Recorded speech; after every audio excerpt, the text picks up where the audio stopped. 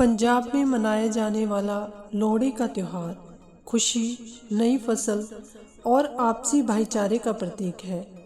यह पर्व हर साल मकर संक्रांति से एक दिन पहले मनाया जाता है।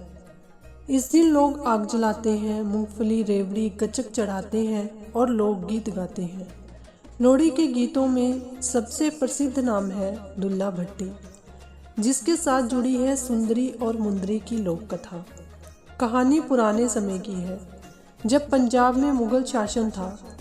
उस दौर में गरीबों पर बहुत अत्याचार होते थे। अमीर, जमींदार और शासक कमज़ोर लोगों को परेशान करते थे, खासकर गरीब लड़कियों को। ऐसे समय में दुल्ला भट्टी एक मसीहा बनकर उभरे। दुल्ला भट्टी एक बहादुर और नेक दिल इंसान थे। वे अमीरों से लूटकर गरीबों की मदद करते थे, इसलिए लोग उन्हें पंजाब का रॉबिन हुड भी कहते थे। वे अन्याय के खिलाफ खड़े होते थे और ज़रूरतमंदों की रक्षा करते थे।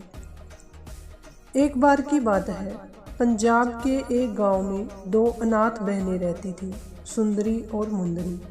वे बहुत गरीब थीं और उनका कोई सहारा नहीं था। उस समय कुछ लालची लोग उन्हें जबरन बेचने की कोशिश कर रहे थे।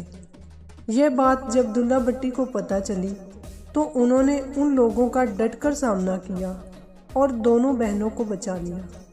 दुल्ला भट्टी ने सुंदरी और मुंदरी को अपनी बेटियों की तरह अपनाया।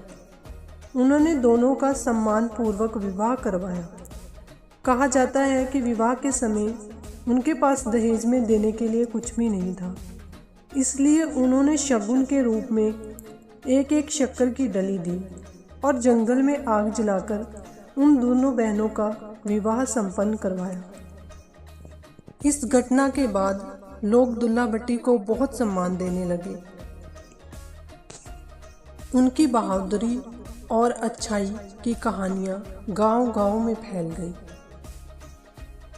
लोहड़ी केवल आग और मिठाइयों का पर्व नहीं है, बल्कि यह न्याय, साहस और मानवता का संदेश भी देता है।